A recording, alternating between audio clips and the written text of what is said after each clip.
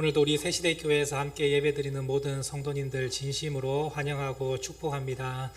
우리 모든 성도님들 가운데 오늘 예배를 통해서 하나님의 말씀을 깨닫고 말씀대로 살아감으로 하나님이 주시는 크신 은혜를 받는 우리 모든 성도님들이 될 수 있기를 간절히 소망합니다. 우리가 살아갈 때 참으로 의문이 되는 것은 악인들이 잘 될 때, 그리고 의인이 고통을 받을 때 우리는 하나님에 대한 의문이 생깁니다. 하나님께서 살아계시면 어찌하여 악인을 그냥 내버려 두시는가? 그리고 하나님의 말씀을 붙들고 살아가는 의인이 어찌하여 고통 중에 있는데 하나님은 모른 척 하시고 내버려 두시는가? 여기에 대해서 우리는 의문을 가질 때가 많습니다. 그런데 오늘 말씀을 보시면 하나님께서 악인은 반드시 심판하시고 의인은 또 반드시 구원해 주시고 은혜를 베푸신다는 것을 우리로 하여금 깨닫게 하십니다. 압살롬이 지금까지 살아오면서 계획하고 준비했던 모든 일들이 자기가 원하는 대로 다 진행되었음을 볼 수 있습니다. 웬만한 의인들보다 훨씬 더 잘 되는 것을 볼 수가 있습니다. 자기가 죽이고 싶어 하는 사람을 죽일 수 있고, 자기가 원하는 자리에 올라가고, 아버지라 할지라도 그 아버지를 밀어내고 이스라엘의 왕이 되는 그 자리를 차지하기까지 압살롬은 자기가 했던 모든 계획들이 그대로 이루어지는 것을 볼 수 있습니다. 그러나 하나님은 그 악인을 그냥 내버려 두지 않았습니다. 그가 말씀에 대적하고 하나님을 대적하는 자리에 서 있을 때 하나님은 결국에는 그를 심판을 하셨습니다. 오늘 말씀을 보시면 압살롬의 최후의 모습이 기록되어 있는데 악인에 대해서 하나님께서 반드시 치시는 것을 볼 수가 있습니다. 성경은 계속해서 우리에게 말씀하고 있습니다. 의인은 하나님께서 붙드시고 지켜주시지만 악인은 하나님께서 심판하시고 그의 삶에 분명히 멸망을 당하는 일이 있을 것이라 성경은 말씀하고 있습니다. 우리가 잘 알고 있는 시편 1편 6절 말씀입니다. 우리 한번 같이 읽도록 하겠습니다. 무릇 의인들의 길은 여호와께서 인정하시나 악인들의 길은 망하리로다. 이 말씀을 우리는 다 외우고 있지 않습니까? 의인들의 길은 여호와께서 인정하신다. 이거 붙드시고 알고 계신다는 말씀입니다. 의인들의 가는 길은 하나님께서 항상 지켜주시고 그 길을 주님께서 인도하여 주시지만 악인들의 결말은 결국 망하게 된다고 성경은 말씀하고 있습니다.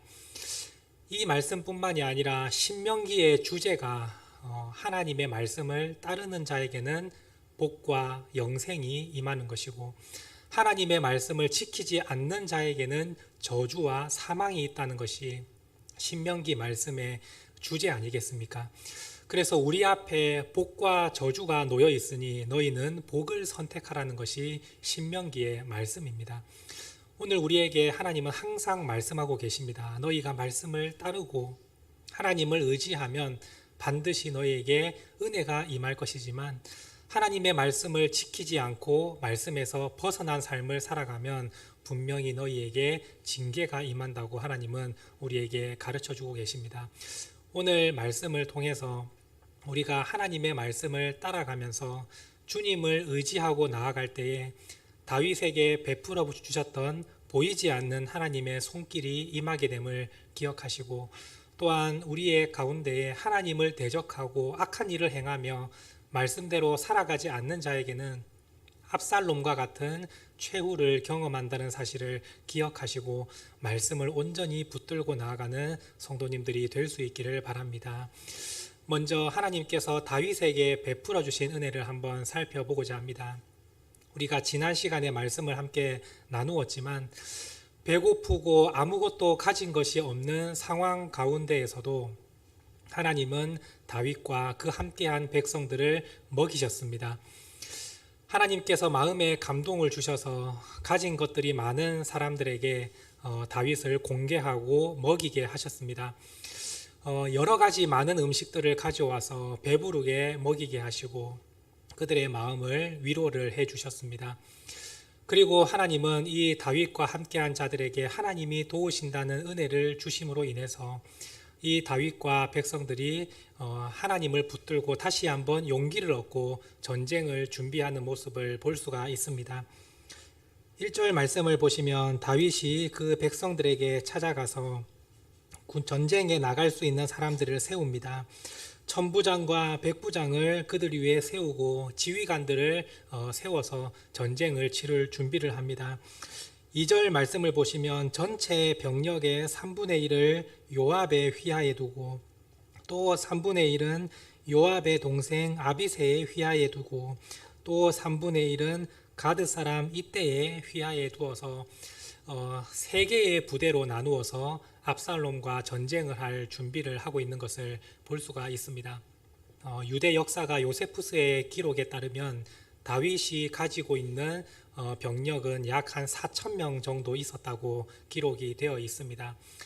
다윗과 함께한 백성들은 약 10,000명 정도인데 그 중에 어린아이와 전쟁에 나갈 수 없는 여자와 노인들을 제외하고 실제로 전투를 치를 수 있는 사람들이 약 4,000명 정도 되었다고 기록되어 있습니다. 사실 4,000명으로 어떻게 전쟁을 치룰 수 있으며 어떻게 승리를 거둘 수 있겠습니까? 그런데 하나님께서는 그들에게 용기를 주셨고 하나님의 보이지 않는 손길을 통해서 전쟁 중에 이길 수 있는 승리를 허락해 주셨습니다. 말씀을 살펴보시면 이 다윗과 함께한 이 군사들이 수풀에서 싸웠다고 되어 있습니다. 넓은 들판이 아니라 수풀에서 싸웠던 이유는 그들의 병력이 그만큼 부족했기 때문입니다. 병력이 많을수록 넓은 곳에서 싸우는 것이 유리하지 않겠습니까? 근데 병력이 작으면 아주 험악한 산지나 수풀에서 싸우는 것이 유리합니다.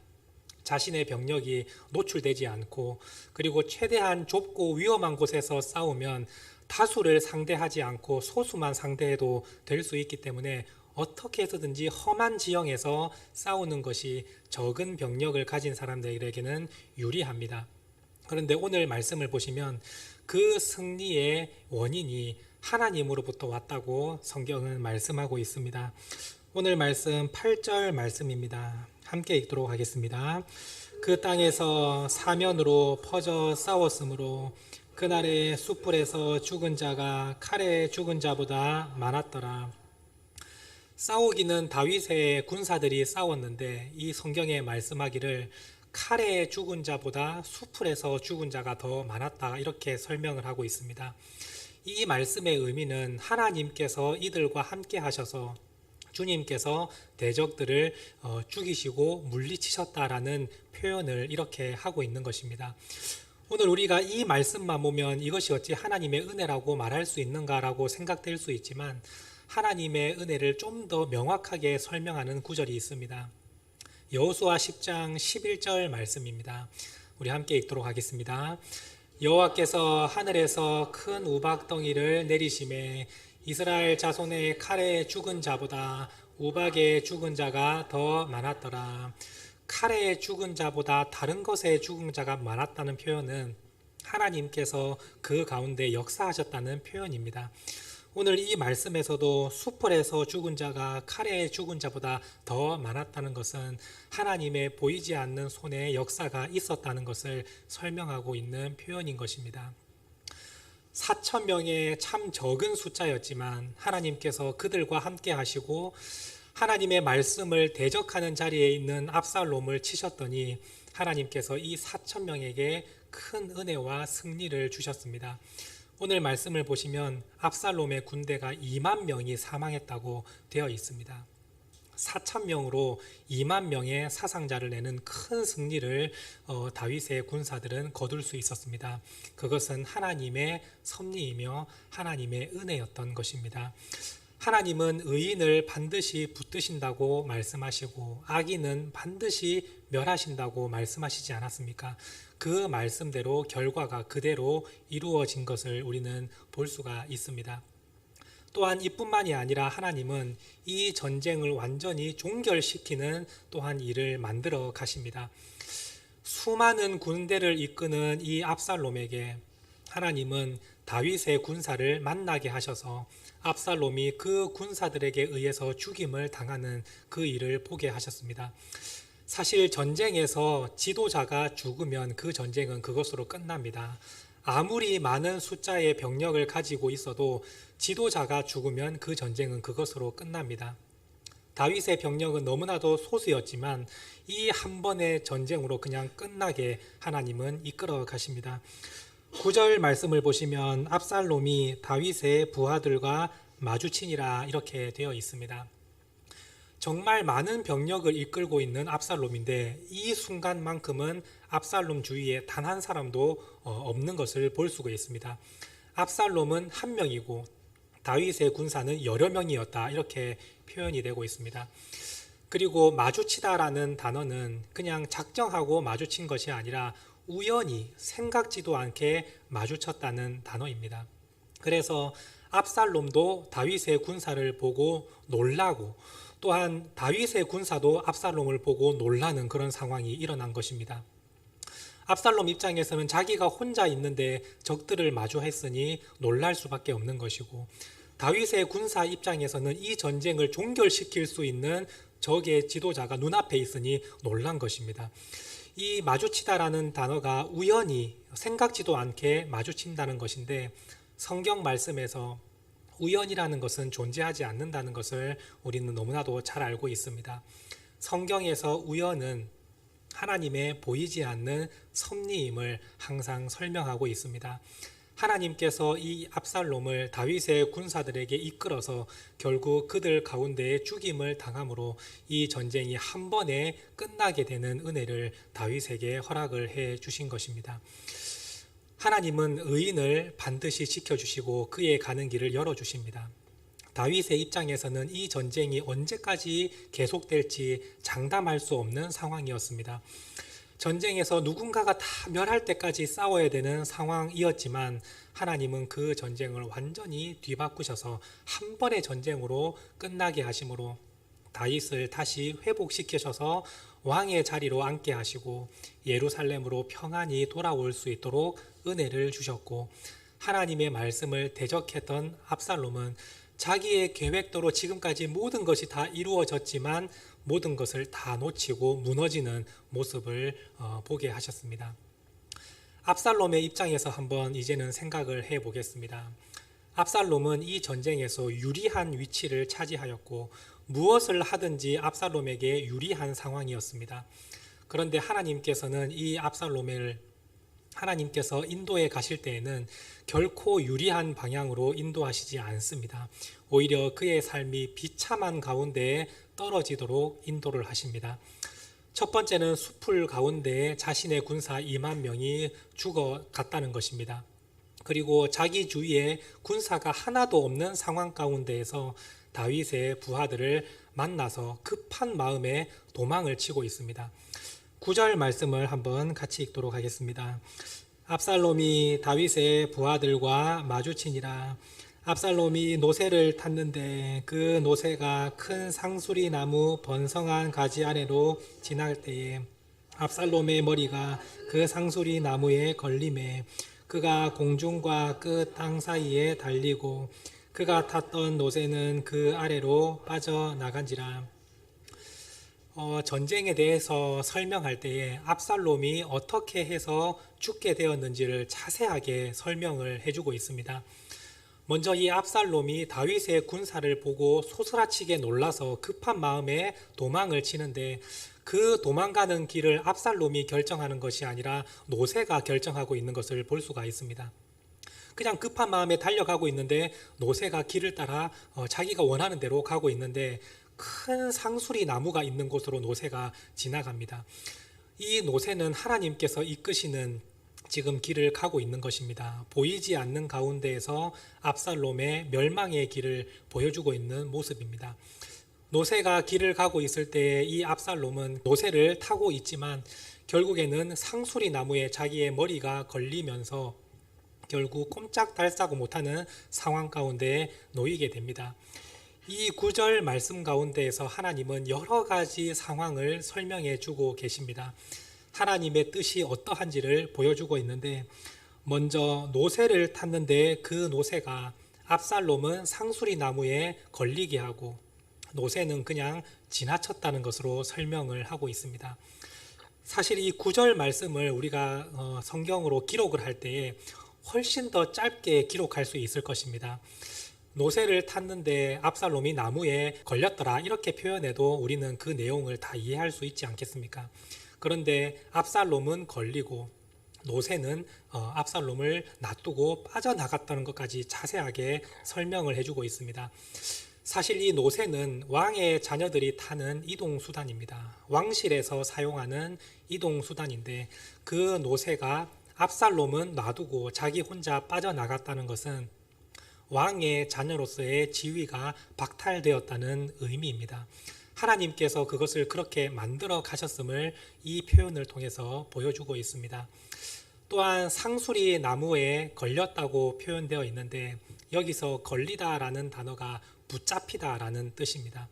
사실 나무는 인격체가 아닌데 압살롬을 어떻게 붙잡을 수 있겠습니까?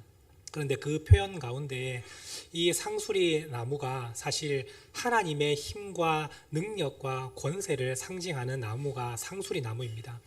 그래서 상수리 나무를 히브리 원어로 설명해 보면 엘라라고 표현되어 있습니다. 엘라, 엘이라는 단어가 하나님을 의미하는 단어이지 않습니까?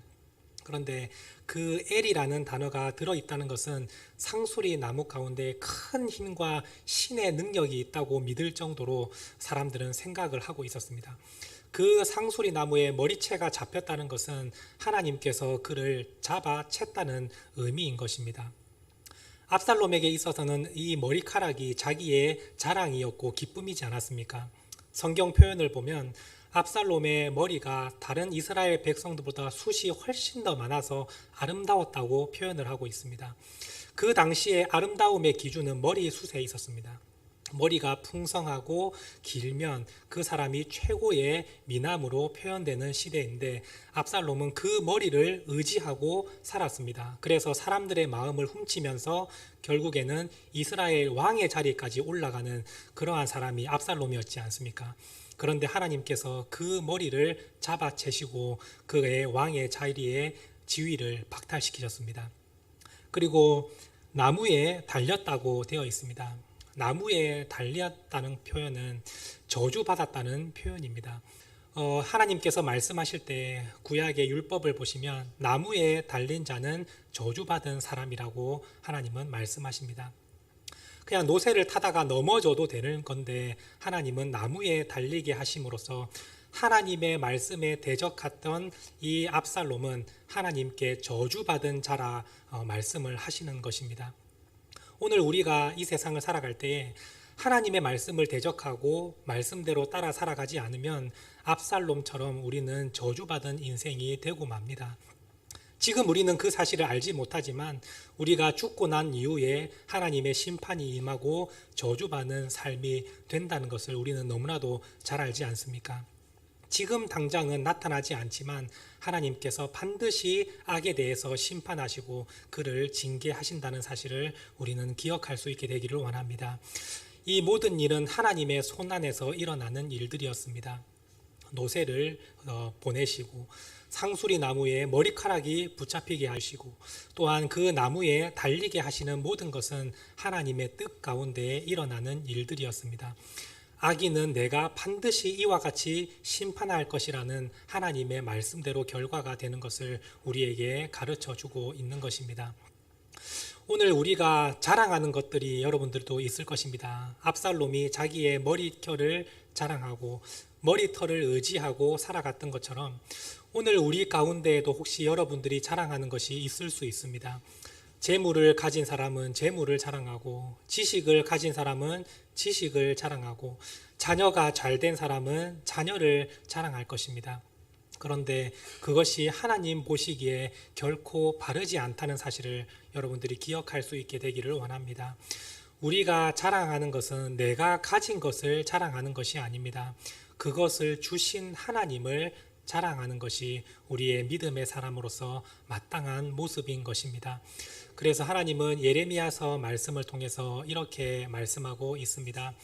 예레미야서 9장 23절에서 24절 말씀입니다. 우리 두 절의 말씀을 함께 읽도록 하겠습니다. 여호와께서 이와 같이 말씀하시되 지혜로운 자는 그의 지혜를 자랑하지 말라. 용사는 그의 용맹을 자랑하지 말라. 부자는 그의 부함을 자랑하지 말라. 자랑하는 자는 이것으로 자랑할지니 곧 명철하여 나를 아는 것과 나 여호와는 사랑과 정의와 공의를 땅에 행하는 자인 줄 깨닫는 것이라. 나는 이 일을 기뻐하노라. 여호와의 말씀이니라. 우리가 가진 것을 자랑할 때는 압살롬처럼 그 가진 것을 자랑함으로 인해서 하나님께서 반드시 치시고 징계하실 것입니다. 우리가 가진 것을 자랑한다면 이 시간 우리의 그 자랑을 내려놓고 오직 하나님을 자랑할 수 있게 되기를 원합니다. 예레미야서 9장 23절에서 24절의 이 말씀을 사도 바울은 한 절로 요약한 말씀이 있습니다. 고린도후서 10장 17절 말씀입니다. 함께 읽도록 하겠습니다. 자랑하는 자는 주 안에서 자랑할지니라. 이 말씀의 의미는 주 안에서 자랑한다는 말이 주를 자랑한다는 뜻입니다. 자랑하는 자는 주를 자랑하라, 이 말씀입니다. 예레미야서 말씀을 통해서 우리가 가진 것을 자랑하는 것이 아니라 오직 믿음의 사람은 주를 자랑하라, 이렇게 사도 바울은 말하고 있습니다. 오늘 이 말씀이 우리에게도 임하게 될 수 있기를 원합니다. 압살롬의 결과를 보면서 우리가 가진 것을 자랑하는 것이 아니라 주를 자랑할 수 있는 우리 모두가 될 수 있기를 원합니다. 나에게 은혜를 주신 주님을 자랑하고 보잘것없는 나를 지금까지 살게 하신 주님을 자랑하고 나를 구원하신 주님의 사랑을 자랑하는 우리 모든 성도님들이 될 수 있기를 원합니다. 그래야만 우리 가운데 말씀대로 살아가고 주를 위해 자랑하는 그 사람에게 하나님께서 반드시 지켜주시고 도와주시고 은혜 베푸시는 하나님의 구원의 역사를 우리는 반드시 보게 될 것입니다. 오늘 말씀을 통해서 말씀대로 되는 결과를 우리가 보았습니다. 다윗은 불리한 상황 가운데에서도 하나님께 자신의 죄를 자백하고 하나님을 붙들며 은혜를 구했더니 불리한 상황 가운데에서 보이지 않는 하나님의 손길을 통해서 그 거대한 압살롬의 군대를 이기고 예루살렘으로 돌아가는 길이 마련되는 은혜를 보았고, 또한 압살롬은 자기가 원하는 대로 다 되었지만 결국 마지막에 하나님의 보이지 않는 손길을 통해서 말도 안 되는 상황이 일어나면서 그의 삶이 비참하게 끝나는 것을 우리는 보게 되었습니다. 하나님의 말씀대로 우리의 삶이 된다는 사실을 여러분들이 기억하시고 항상 그 말씀을 붙들고 살아가는 우리 성도들이 될 수 있기를 원합니다. 오늘 우리가 이 세상 가운데에서도 은혜를 누리고 하나님이 주시는 복을 누리게 되지만 성경에서 말씀하시는 진짜 복은 이 세상에서 우리가 잘 먹고 잘 되는 복을 말씀하지 않습니다. 하나님이 말씀하시는 진짜 복은 영원한 생명을 말씀하십니다. 오늘 우리가 예수님을 구주로 고백하고 주님을 믿을 때에 말씀대로 우리는 영원한 생명을 소유하게 됩니다. 이 세상에서 누리는 가장 복된 것과는 비교할 수 없을 정도로 큰 복이 영원한 생명 아니겠습니까?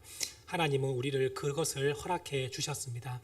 오늘 우리가 주님의 말씀을 붙들고 믿음으로 살아간다면 이 세상에서도 주님이 주시는 은혜를 경험하고 이 세상을 다 마쳤을 때에는 정말 상상할 수도 없는 하나님의 크신 영원한 생명을 천국에서 누린다는 사실을 기억하시고 항상 하늘에 소망을 두고 말씀대로 살아가는 저와 여러분들이 되어서 주님이 주시는 복된 은혜를 누리는 하나님의 귀한 백성들이 될 수 있기를 간절히 소망합니다. 기도하시겠습니다. 하나님 아버지, 감사드립니다. 오늘 주님께서 주시는 말씀을 통하여 우리의 삶이 말씀대로 된다는 사실을 다시 한번 깨닫게 하심에 감사를 드립니다. 하나님을 대적하고 악을 행하며 말씀에서 벗어난 삶을 살아가면 하나님은 말씀대로 그 사람은 반드시 심판하신다고 하셨고, 주님의 말씀을 의지하며 끝까지 주님을 붙들고 나아가는 자에게 하나님은 반드시 은혜를 베풀어 주신다는 말씀처럼 되었음을 보았습니다. 하나님, 우리의 삶 가운데 어렵고 힘들고 또한 이해할 수 없는 일들이 일어난다 할지라도 주님의 말씀대로 된다는 사실을 기억하며 하나님의 말씀을 붙들고 끝까지 승리하는 믿음의 성도들이 될 수 있도록 도와주시옵소서.